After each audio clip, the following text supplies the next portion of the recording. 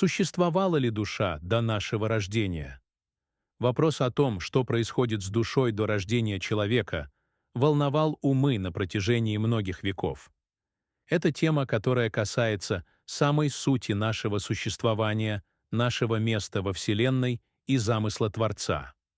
Библия, как древний источник мудрости, предлагает свои уникальные взгляды на этот счет, зачастую расходящиеся с распространенными философскими идеями. Чтобы понять библейскую перспективу, необходимо погрузиться в ее ключевые тексты и контекст, в котором они были написаны. Многие древние философии, такие как платонизм, утверждали, что душа существует до рождения, возможно, даже переживая череду перерождений. Однако библейское повествование, начиная с самого бытия, рисует совершенно иную картину, подчеркивая уникальность и одномоментность творения каждой человеческой жизни. Творение человека. Рождение живой души. Ключевым моментом для понимания библейского взгляда на происхождение души является 2 глава книги «Бытия». Здесь мы читаем: «И создал Господь Бог человека из праха земного, и вдунул в лице его дыхание жизни, и стал человек душою живою». Бытие 2:7. Этот стих является краеугольным камнем. Он не говорит, что Бог взял уже существующую душу и поместил ее в тело, созданное из праха. Наоборот, процесс описан как единое, неразрывное действие. Сначала было создано физическое тело из праха земного. Затем, когда Бог вдунул в лице его дыхание жизни, это тело стало душою живою. Это означает, что душа не является отдельной, предсуществующей сущностью, которая потом входит в тело. Скорее, человек, как цельное существо, становится живой душой в момент соединения физического и духовного начал. Душа, таким образом, рассматривается не как нечто отдельное от тела, а как совокупность всего существа, его жизни, его личности, его сознания. Человек — это не тело, имеющее душу, а душа, имеющая тело. Это единое целое.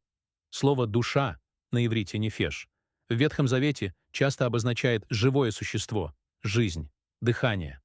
Например, животные также называются живыми душами.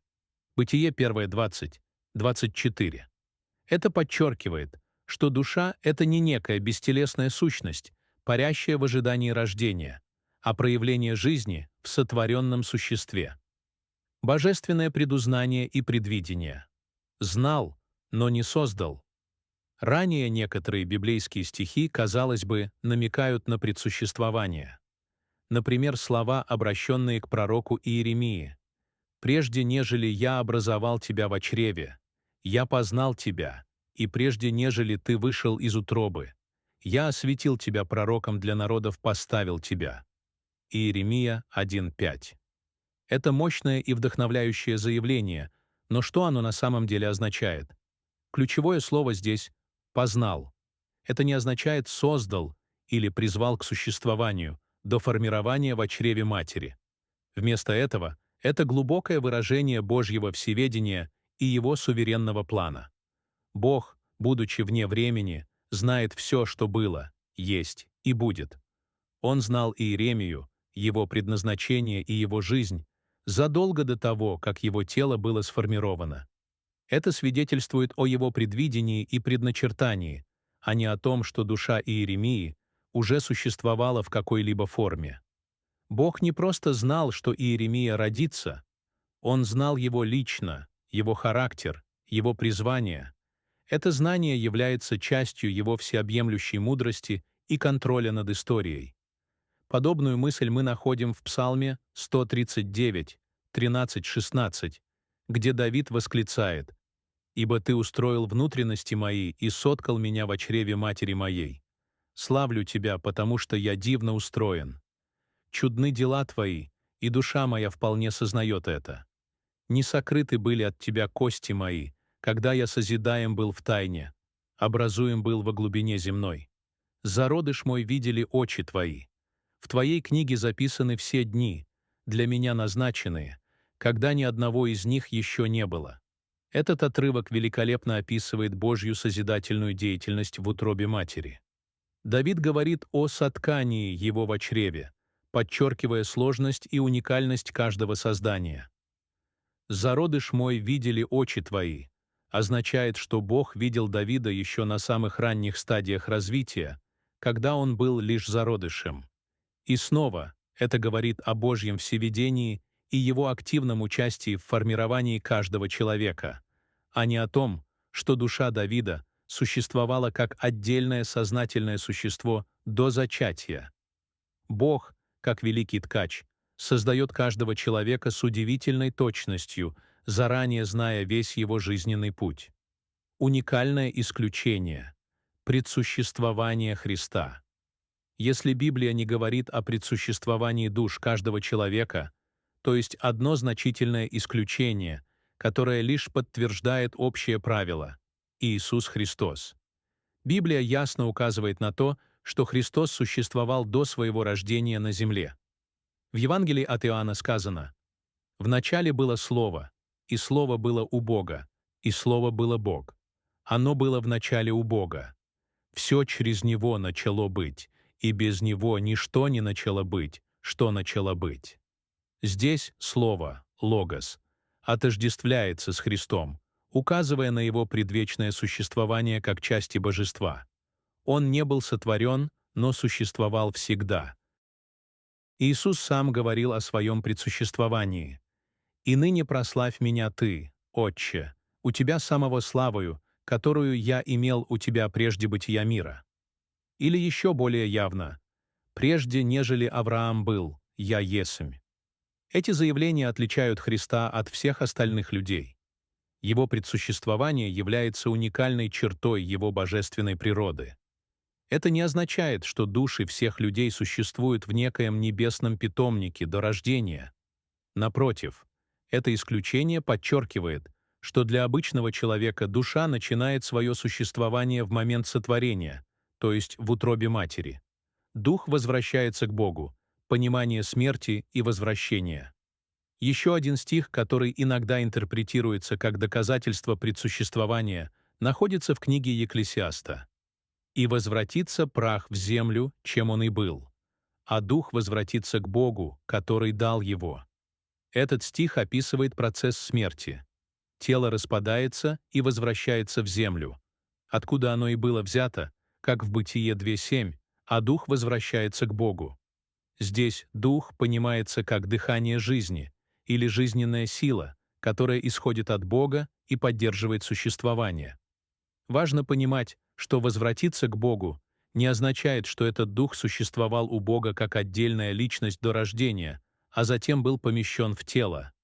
Скорее, это указывает на то, что жизненная сила, которая поддерживает наше существование, является Божьим даром, и после смерти она возвращается к своему источнику. Это не возврат личности, а возврат принципа жизни, который Бог дал человеку при его сотворении.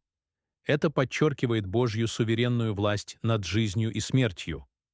Дух в данном контексте — это то, что оживляет тело, дарует ему возможность функционировать. Когда эта искра жизни уходит, тело умирает. Единство тела и души. Целостный человек. Библейский взгляд на человека как на живую душу подразумевает тесную связь между телом и тем, что мы называем душой или духом. Человек не является душой, временно заключенной в тело. Он является целостным существом, где физическое и духовное неразрывно связаны. Когда в Бытие 2:7 говорится, что человек стал душою живою, это означает, что он стал единой, живой, дышащей личностью. Таким образом, Библия не поддерживает идею о том, что наши души существовали где-то в духовном мире до нашего рождения. Каждое человеческое существо, включая его душу, является уникальным и новым творением Бога, начинающим свое существование в утробе матери. Этот взгляд подчеркивает глубочайшую ценность человеческой жизни с самого момента зачатия. Если каждая душа является новым творением Бога, уникально сотканным им, то это придает невероятное достоинство и святость каждому человеку, вне зависимости от стадии его развития. Это видение наполняет благоговением перед тайной жизни и Божьим участием в ее создании. Влияние на жизнь и смысл существования. Понимание того, что душа создается в момент формирования человека, имеет глубокие последствия. Оно устраняет представление о том, что наша жизнь на Земле является лишь этапом для уже существующей души, или что мы могли выбрать свою судьбу до рождения. Вместо этого Библия акцентирует внимание на суверенности Бога в сотворении и предназначении каждого из нас. Мы рождаемся не по случайности, и наши души не являются результатом некоего космического хранилища. Каждая жизнь — это продукт Божьего замысла и его творческого акта. Это означает, что каждый человек с самого своего зачатия является уникальным, ценным и имеет свое место в Божьем плане. Это придает нашей жизни на Земле особое значение, так как именно здесь, в рамках нашего земного существования, формируется наш характер и наше отношение к Творцу. Библия открывает, что Бог не только знает нас до нашего рождения, но и активно участвует в нашем формировании. Он соткал нас, Он познал нас, Он осветил нас для определенной цели. Это не говорит о предсуществовании души в виде отдельной личности, но о Божьем всеобъемлющем знании и Его суверенном участии в начале каждой жизни. Таким образом, Библия приглашает нас к благоговейному размышлению о Божьем могуществе и любви, проявляющихся в создании каждого человека. Она учит нас ценить жизнь как драгоценный дар, полностью исходящий от Творца, и видеть себя не как вечных странников из некоего предыдущего существования, а как уникальные и чудесные творения, задуманные и воплощенные Богом в определенный момент времени,